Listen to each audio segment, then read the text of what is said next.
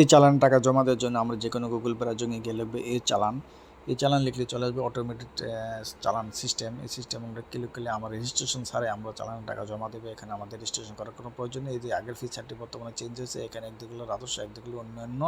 তা আমি সকল কোডে গিয়ে আমি আমার যে প্রতিষ্ঠানের পর আমি টাকা জমা দেবে সেই প্রতিষ্ঠান আমি খুঁজে নেব। প্রতিষ্ঠান খুঁজে নেওয়ার পর কোন কোডে আমি যেমন জীবন সরকারি যানবাহন ব্যবহার ফি আমি জমা দিচ্ছি, সিএজির কম্পিউটার লিমিটেড জেনারেলের বাস। তো এখানে আমি কত টাকা লিখলাম, লেখার পরে এখানে এনআইডির মাধ্যমে এখনও টাকা জমা দেওয়ার সিস্টেমটা পুরোপুরি করা যাচ্ছে না, ভেরিফাই হচ্ছে না। সেই জন্য আমরা অন্যান্যতে গিয়ে আমরা টাকা জমা দেবো। অন্যান্যতে গিয়ে আমাদের যে তথ্যগুলো চাবে, এনআইডি নম্বর, তারপরে আপনার শনাক্তকরণ নম্বর যেটা এনআইডি দিয়ে দেবেন, নাম দিয়ে দেবেন, জন্ম তারিখ, ঠিকানা, বর্তমানে আপনি যে ঠিকানায় বসবাস করছেন সেই ঠিকানা আপনার দিয়ে দেবেন। হ্যাঁ, দিয়ে দিবেন। তো আমরা দিয়ে দিচ্ছি। তো আমি এই মন্তব্য যদি কোনো কিছু থাকে মন্তব্যে লিখবেন। তো আমরা মোবাইল ব্যাঙ্কিংয়ের মাধ্যমে আমরা টাকা জমা দেবো। বিকাশ মোবাইল ব্যাঙ্কিংয়ের মাধ্যমে আমি টাকা জমা দিচ্ছি।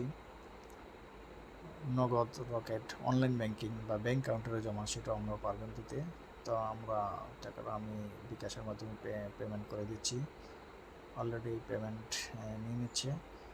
তো আমরা বর্তমান নতুন এই ফিচারে, নতুন সিস্টেমে আমরা এইভাবে আমরা আমাদের যে কোনো সংস্থার যে কোনো খাতের টাকা চালানে আমরা জমা দেবো এইভাবে।